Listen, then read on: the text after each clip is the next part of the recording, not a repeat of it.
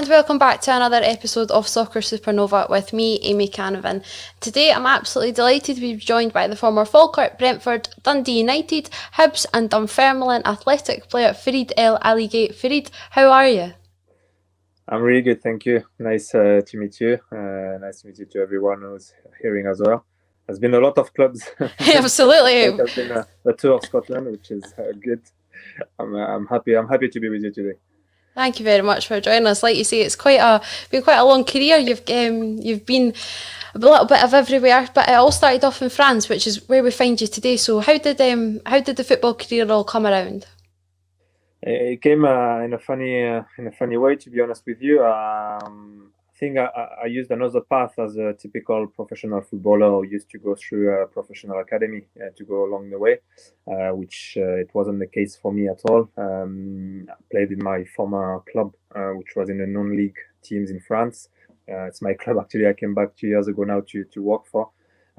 So I started there until I was 20. I was started to work as a bank advisor as well at 20 years old, and I was playing football on a non-league team.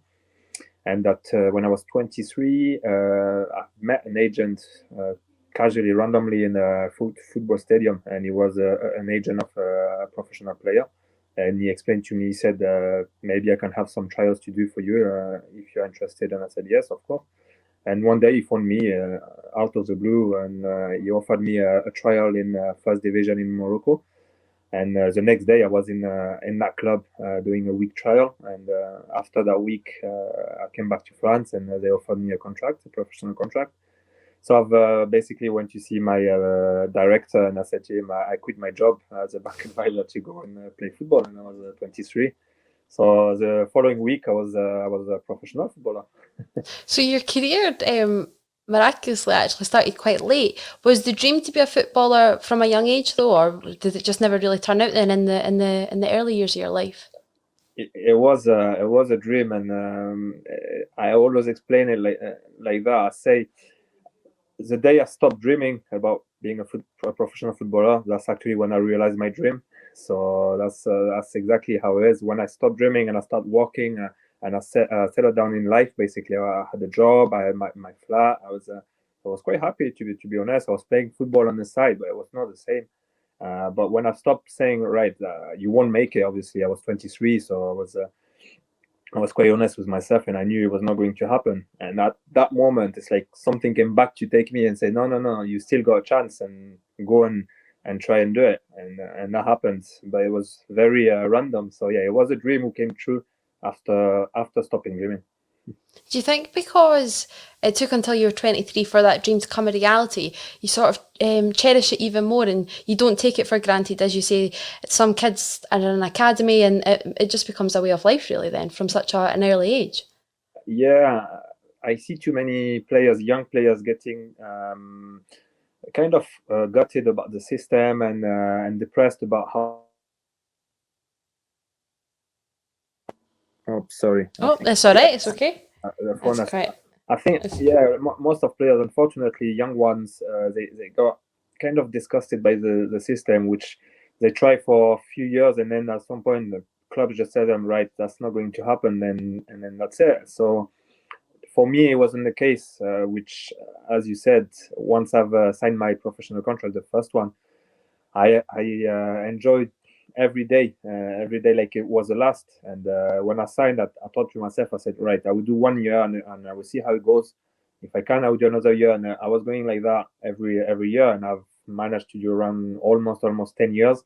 So I was delighted with it. But for me, every week, every training session, every games was just another blessing, basically. absolutely. So then you get that dream come true and then obviously so you're playing in the leagues in Morocco. What was it like out there? What's the level of competition like? It was mental, first of all. Fan wise, if we could compare it to, it would be like Celtic and Rangers, or if you take Hibs, Hearts. You see that passion, you get that in Morocco. You got full stadium, about 40-50,000 people, and then that's an absolute madness in a stadium. So I came from a non-league team, and the month after I was in a professional team. It was the most cap club in the country. We did Casablanca, and we actually won the league that year. So it was just mental, and it was the team, the club, everything was top notch, and the players, technically wise, they were excellent.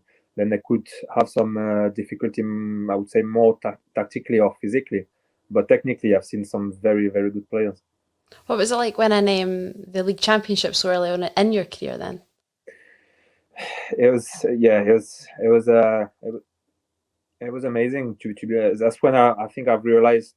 I realized my dream. I remember the first season in December. I scored a goal, and the feeling of that goal. It was a last minute goal, a winning goal, and it was a feeling I had when I was a kid, dreaming about scoring in that situation, in that way, with the fans going mad and everything. That's when I realized that yes, yeah, that's what I've dreamt about, and I've made that just now. So you're out there in Morocco, obviously, and probably, to be honest, it's not really a league that many of us will be familiar with. So then, how did the whole move to Scotland come around, and of all places, Falkirk? So once again, my path, how I came to professional football, and the next steps were, there was just there's nothing was planned, and everything went down and up and down and up. And so the following year, after winning that league, I didn't stay in that team. I didn't stay in that club because I had some issues with the board. The manager left the team, and they wanted to bring another manager with all the players. So they basically just told me, right, you came with this manager. This manager is away. Now we just have to go because we're going to bring some other players.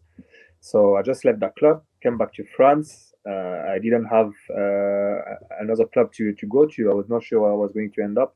I finally found a club in France in the fourth tier. The good thing was I was still playing football, and I was still getting paid for that. So that was still my job.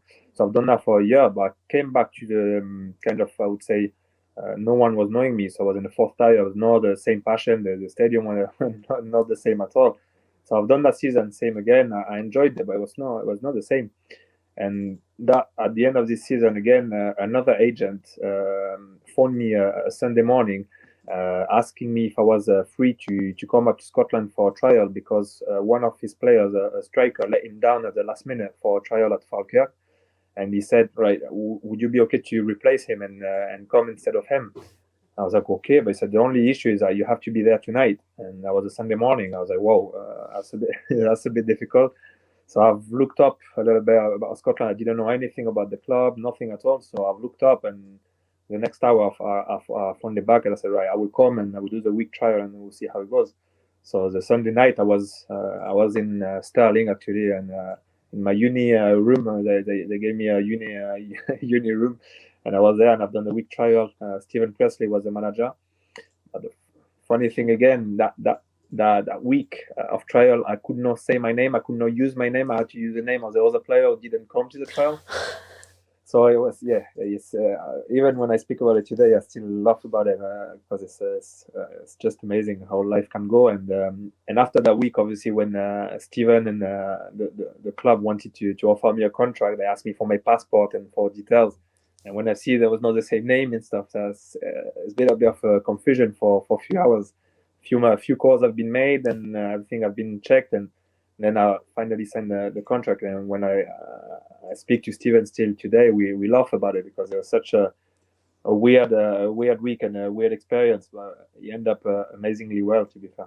It certainly did. What was it like when you first came to Falkirk? Obviously, like what were your impressions of it? It's not a place that you're going to be familiar with. You're leaving the beauty of France, and to be honest, you're turning up in Falkirk. Uh, if I could describe that in a word, I was it's difficult. I was like, where am I? Where did I end up? The Sunday night, I was in a uni room. I could not understand a word about what people were saying.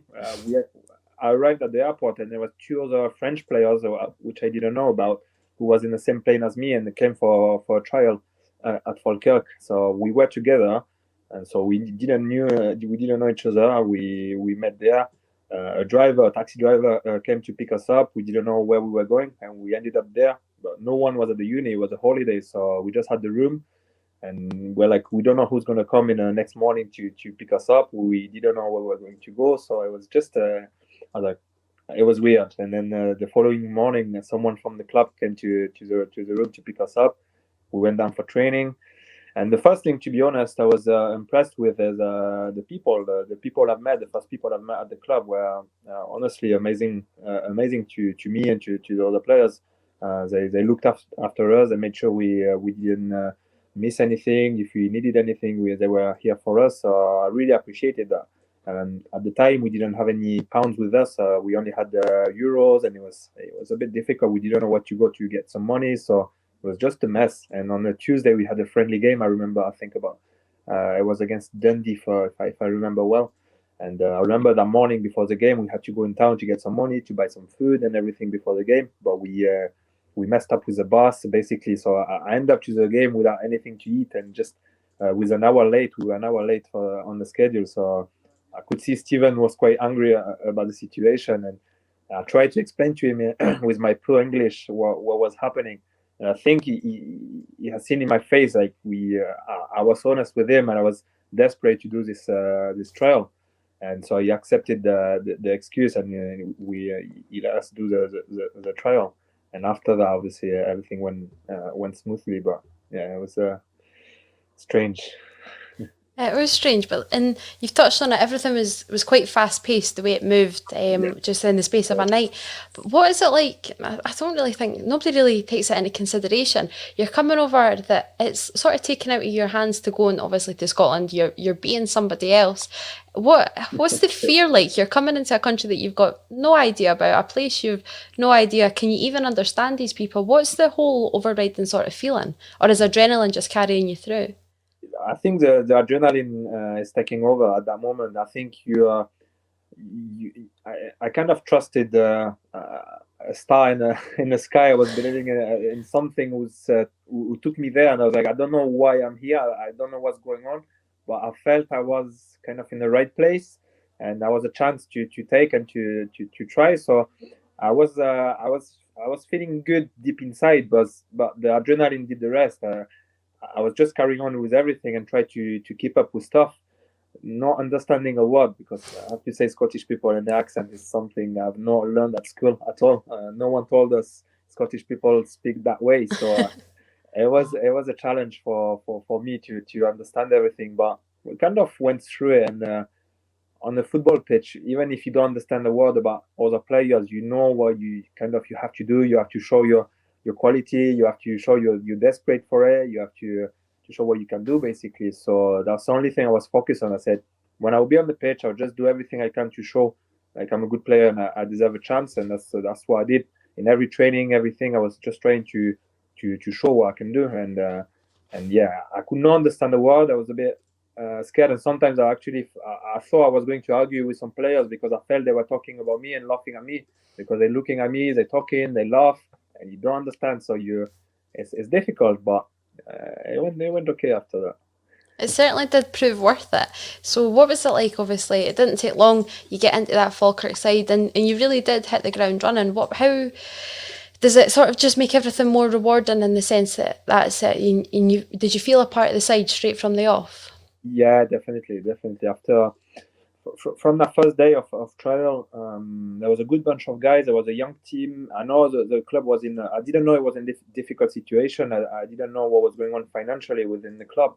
But the team was young. There was only few older people. But I was one of the oldest. So I felt great with the boys. They were good people, good bunch of guys. As I said, the staff, everyone within the club was very friendly and nice to me. So I felt like I felt very good from the very beginning. So after that week when I signed the contract, I was very happy to be honest to be there. And when people are good to you, you try to give them back and try to do everything you can on the pitch. So every training and the very first game, I was like, I have to show them, I have to tell them thank you for being nice to me, and now I will show you what I can do on the pitch. And from the very very first game, everything went just very good, amazingly well. And scoring goals was obviously what made me what gave me a name in Scotland from that very first year. I remember the game against Rangers in September in the cup was a big hit as well, because scoring 2 goals against Rangers, who just won that league the season before. And I remember going to the Old Firm the week before our game to see what was the team like, how they were playing. and I was in I think it was in Ibrox, and I was amazed with the atmosphere, the game, and everything. I was like, wow! And I'm going to play against them on Tuesday, and I was like, wow! I have to do great, and like it just gave me an extra boost to show myself and to make a name for myself in Scotland. Were the Celtic Rangers game something that you were aware of coming into Scotland? I know you said you weren't too aware of everything else, but like was that sort of fixture something you knew? I knew there's two things you know about Scotland in football is Celtic and Rangers, because on TV when you watch games they show the highlights of the game in French TV. So I used to love football and watch all the programs, so I knew about them. I knew about Hibs as well because players like Frank Soze played there, so I knew about Hibs. So same Dundee United as well. We knew the name. Even if I didn't watch games, I knew the names of the clubs. But the two most famous ones, which is Celtic and Rangers, you could see them on the TV. You see the atmosphere, and like, wow, this is amazing. There's an historic derby, so that's basically the only thing you know about Scottish football. So as you said, you came in and you get those two goals against Rangers as well. Part of your goal celebration, that was something as well that you came pretty renowned for, especially at Falkirk. Where did that coin come from? That coin was it was a famous thing at the end, but at the very start it was nothing like that. We on our first it was the first league game with Falkirk at the Falkirk Stadium, and on the warm up I was doing some stretching on the floor, and next to me there was a pound a coin, and I found this. I went to see the assistant manager, which was Lee Bullen at the time, and I said to Lee, take the coin. I found it on the pitch, so have it. And he's like, no, no, no, no. He said, you crazy. So that's a lucky coin here. We for us, it will give you luck. So he said, you're gonna score today. I was like, okay. So if I score today, I will come and I will kiss it. I was like, right, that's fine. I keep it in my pocket. And obviously, I scored on that game, and I went straight to him, and I started to kiss it. And we kept that routine going, and every year, so he kept it. I was not seeing that coin unless I scored a goal, basically. So every time I was scoring, I was running to him, and we did that almost every game, which was great. But same again, he gave me something, a special relationship with some people at Falkirk, and Lee was one of them. So before games, I was like, I need to go, I need to kiss a coin today. I need to.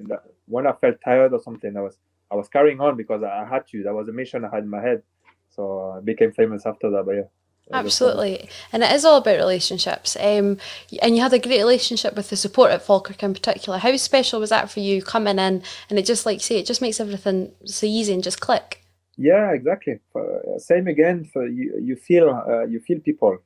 Even if you don't understand the language, you don't speak the language. You feel people wherever you go. You have a feeling about the place. When you go on holidays, you go in a country, you feel people. You feel nice energies or bad ones. But the only thing that I felt in Falkland was just positive people and nice people. People you can see they want good for you.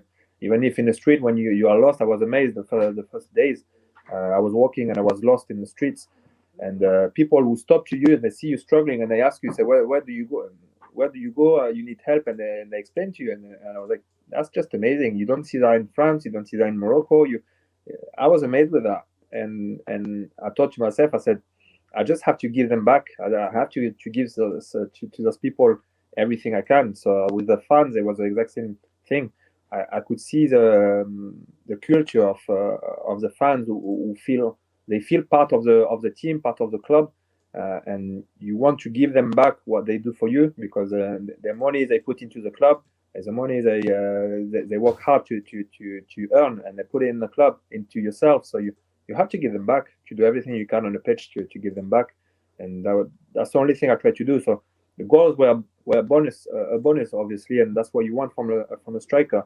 But to me, it was more give them back on the pitch, and they will be happy. Absolutely, and they were happy, and it was an extremely successful period at Falkirk. Was it tough moving away down to Brentford? Obviously, was it was the aim to maybe stay at Falkirk? Obviously, you had that great relationship. You were comfortable, clearly. What brought Brentford around? At the very start, when I spoke with Steven, and when this agent spoke to me about Scotland, uh, to me when I was a little kid, there was a dream to play in England, to be a footballer in England, because I was watching Arsenal back in the days. a lot of French players playing there. You could see the fans close to the players and everything, and I was like, wow, that's just what you want as a kid. So when I came to Scotland, I seen now like a step up and maybe to get me closer to England. Yeah. So I said to Stephen, if I have the chance to, it's a dream for me to play in England.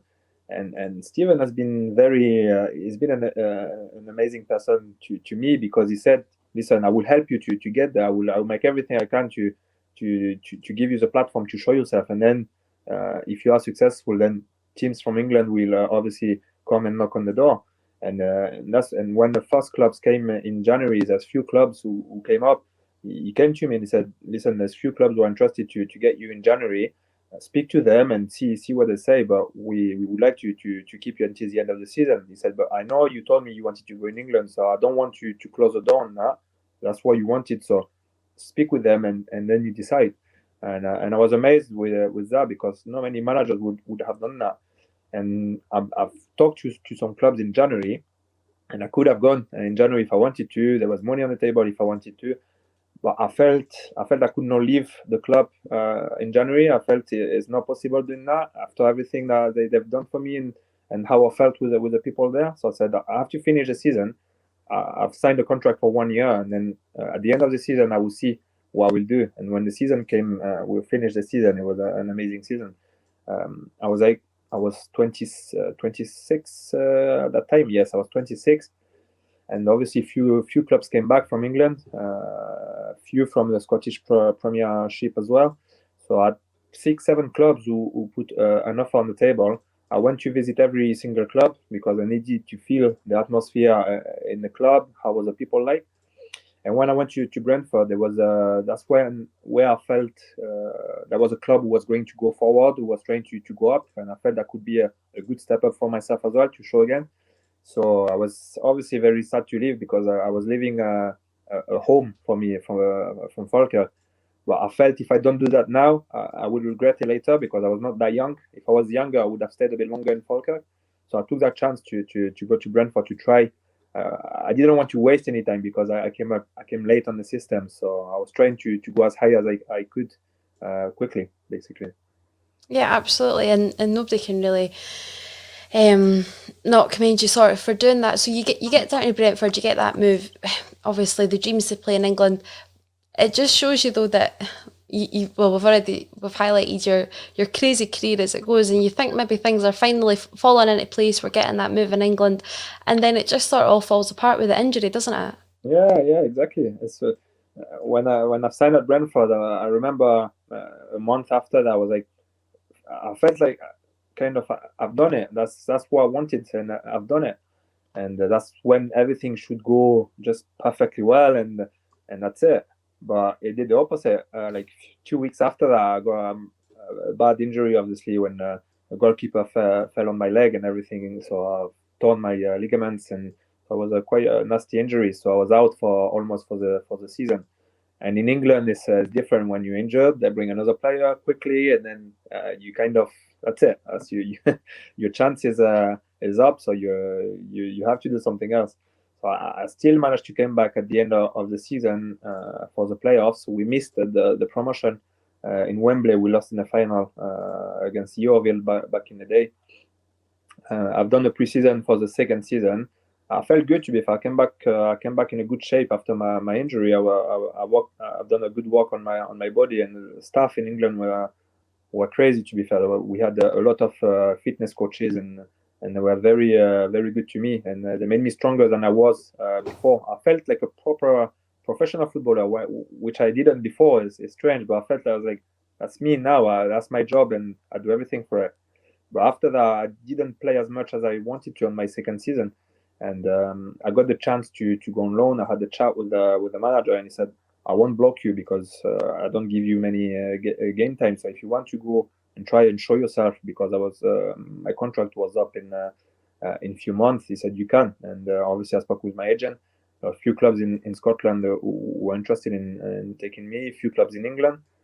But once again, I wanted to enjoy my football. So coming back to Scotland was just the right thing. I remember how good I felt. So I just wanted to come back because England was good, but it was not like home to me, which Scotland was. So to me, I was coming back home basically. So I came back to Dundee United on loan for until the end of the season. I enjoyed playing there with some great. I played with some great players like Andrew Robertson, Nadir Shifchi back in the day, Ryan Gold, Stuart Armstrong. There was a very very good team, and I enjoyed it. And at the end of the season, there was a few offers, like Hibs came up. And same again, Hibs is a massive club. I knew Hibs from Frank Soze, obviously, back in the day. So there's a big history with Hibs. And the funny thing with Hibs is when I signed to Brentford, I remember that I was planned to sign on a Friday, I think, at Brentford. And on the Thursday, Hibs came, phoned my agent and said, we are interested in Farid and we would like to sign him for next season. And everything was sorted with Brentford. And when my agent told me that, I had a last thought. I was like, "Oh, I should maybe consider Hibs because it's a massive club." And until the following morning, I was still hesitating with Brentford and Hibs. I stayed with Brentford because I agreed everything with them, and I thought that was the right thing to do. But Hibs stayed in my head during those 2 years. So when they came back 2 years ago, 2 years after that, sorry, I took the chance. I said, right, I have to go to Hibs because they came 2 years before that. I have to try now, basically. So you're spot on there. So then obviously Hibs come calling. You're coming back home, as you say. Was it a bit of an attraction because you were going back to the Championship? Obviously, you'd been there with Falkirk, but it was a very different looking side of the Championship. It was extremely competitive with Rangers in there and obviously Hibs as well. So there was obviously a bit of attraction there. Exactly. Same again. I could have went for a Premiership team, but that season I felt the Championship was almost stronger than the Premiership. So I was like, no, I have to go there. It's an exciting league. We were fighting for promotion with Hearts and Rangers, and I was like, no, I have to go to Hibs. Definitely, that will be a great season. I know the league. I know the people there. So to me, I was like, everything would just go great, and we'll try to fight for promotion. So from the start, when I've signed, same again. It's a bit like Brentford 2 years ago. I felt I was living my dream like I always wanted to, and after signing a month after that, I've obviously snapped my Achilles. So I felt like I was doing the same with Brentford. It was just a replay of what happened 2 years ago. But this injury was worse than the first one because the Achilles doesn't work like the knee, and once it snapped, it's really difficult to get everything back like it was before. And so they done the surgery on my heel. They've put screws into my bone, but the screws were really painful. So in the morning, I couldn't even put shoes on. I had to wait. I had to take tablets, and I had to put my shoes maybe an hour after, so I didn't have any pain. And so I had to make a hole on my boots to train normally because just the feeling of having a pressure on the heel was sore. So I came back from that injury, but same again, it was just not feeling the same. I kind of lost something basically. Yeah, absolutely. It's that's quite an insight. So you come back from that injury though, and like you say, so you're still at Hibs. What's the enticement like of that Edinburgh derby coming up? You know it's coming, and we spoke about it before. Obviously, you're aware of Hibs and Hearts even when you're back in France. What was it like to be a part of that sort of event? Once again, when you see Hibs, and the first thing you look at is the schedule and see when you're going to play Hearts. Basically, on that season, I was looking Hearts and Rangers when we're going to play them, and I was like, "Wow, that's it. That's what I want." And I remember in the cup as well, we took Rangers in the cup. That was in August. That was in August, and then we play Hearts at Tynecastle after that as well. And it was just great games. Even if we lost at Tynecastle, I still had a great memory because a stadium I didn't play before with Falkirk, so I discovered that stadium and same the atmosphere in the stadium. That's what I loved basically. I love the relationship with the fans, even if the the fans from the other teams that give me adrenaline, that give me a boost on the pitch. I use that as an energy basically. So I just enjoy those games more than any others basically. Absolutely. So Hibs, obviously you're with Alan Stubbs, and it comes to a little bit of an end. So again, in this crazy sort of career, how does Dunfermline then all sort of come around?